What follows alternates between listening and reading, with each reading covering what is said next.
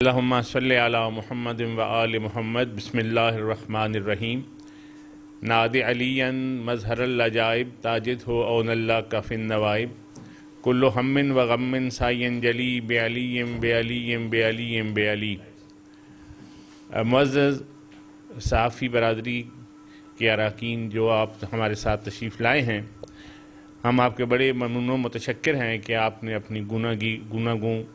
مصروفیات میں سے وقت نکالا اور ہمارا مدعا سننے کے لیے یہاں تشریف لائے۔ میں سید محمد کلیم حیدر گیلانی، صوبائی صدر مرکز ولایت علی پاکستان، اپنے محسنین جناب رائے مزمل حسین صاحب، جناب مختوم سید کاشف گردیزی صاحب، جناب حسنین حیدر کاظمی صاحب اور جناب محمد علی ورک صاحب، ان کے ہمراہ آپ کی خدمت میں حاضر ہوں۔ آج کی ہماری یہ پریس کانفرنس نہایت اہمیت کی حامل ہے کہ ایک مصدقہ بات کہ اس وقت پوری انسانیت کرونا وائرس کی زد پہ ہے، اور بدقسمتی سے ہمارا ملک بھی ایسے ہی علاقوں میں شامل ہے۔ ہماری حکومت نے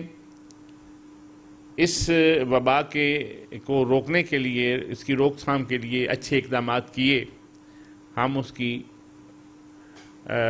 تعریف کرتے ہیں، لیکن اس کے ساتھ ساتھ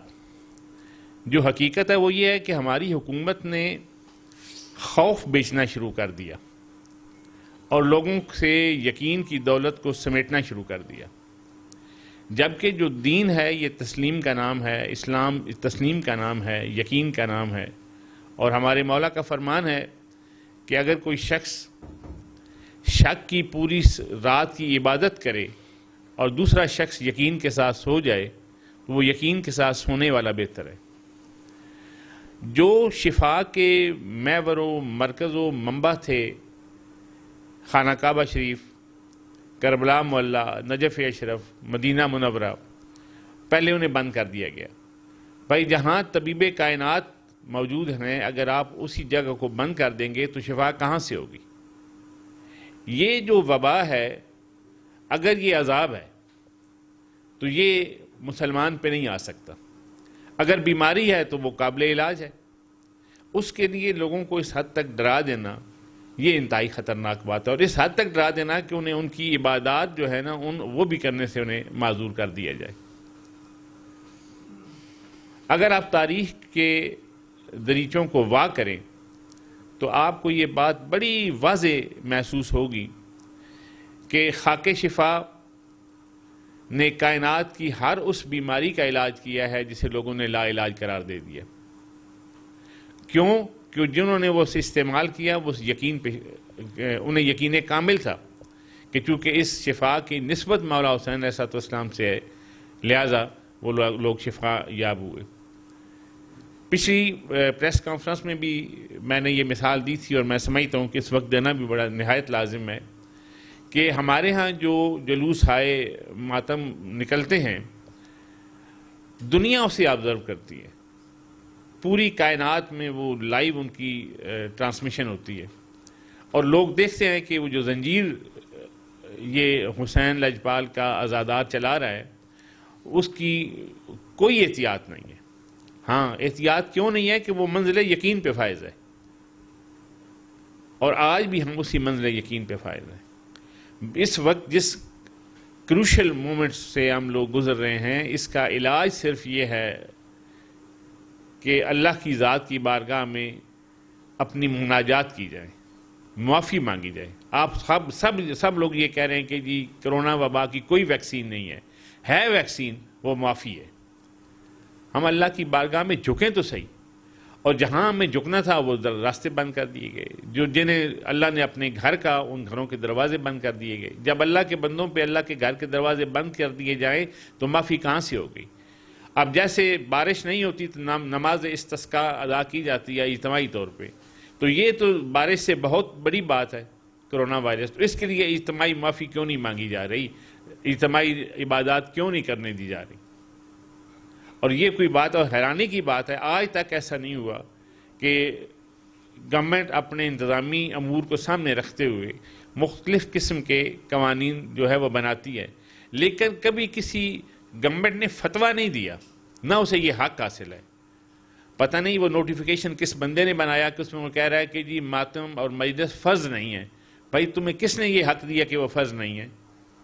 یہ تو معاملات عشق ہیں، یہ آداب عشق ہے، اور عشق میں ایسی باتیں کی جائیں گی تو ظاہر ہے آپ معاملات تو خراب ہوں گے۔ اور ہم پورے یقین کے ساتھ یہ بات کہنے جا رہے ہیں کہ ہم ماتم مجلس پہ کسی قسم کی کوئی پابندی برداشت نہیں کریں گے۔ یہ بھی یقین دلاتے ہیں کہ جو سوشل ڈسٹینسنگ کی بات ہے اسے ہم آبزرو کریں گے، جو دیگر احتیاط ہے، سینیٹائزیشن ہے، یا جو بھی وہ آج کل وہ سلسلہ بن گیا ہے، سینیٹائزیشن کے جو وہ بن گئے ہیں، ڈور بن گئے ہیں، انہیں استعمال کیا جائے گا، گورنمنٹ انہیں استعمال کرے۔ ہم اسی ملک کے شہری ہیں، اسی ملک میں ٹیکس دیتے ہیں، ہمارے یہ بنیادی حقوق ہیں جن سے ہمیں محروم کیا جا رہا ہے۔ آج گورنمنٹ آف سندھ نے اگر یہ پابندی لگائی ہے تو ممکن ہے اب دیگر گورنمنٹس کے بھی دل میں یہ خیال آئے کہ جی ایسا ہونا چاہیے، تو ایسا نہیں ہوگا، کیونکہ یہ ہماری عبادات ہیں، کربلا ہمارے سامنے ہے۔ تو ہم یہ مشورہ دے رہے ہیں، بلکہ مشورہ ہی دیا جانا چاہیے گورنمنٹ کو کہ بجائے اس کے کہ جو اپنی کمی ہے اس کو اوور کم کیا جائے، پابندی لگانے سے تو معاملات ٹھیک نہیں ہوں گے،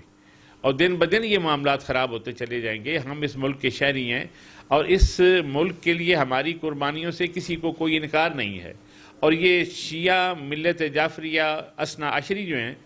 یہ کوئی بندہ اس بات سے انکار نہیں کر سکتا کہ سب سے زیادہ ڈسپلنڈ ملت اگر کوئی ہے تو وہ اہل تشیع شیعہ اثنا عشری ہیں۔ ہم نے کبھی اس سرزمین کے ساتھ کوئی ایسی بات نہیں کی کہ اس سرزمین کو ہم سے کبھی شکوہ ہوا ہو۔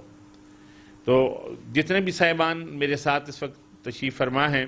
یہ پوری ملت جعفریہ شیعہ اثنا عشری کی آواز ہیں۔ ہر شیعہ اثنا عشری اپنے اس حق کے لیے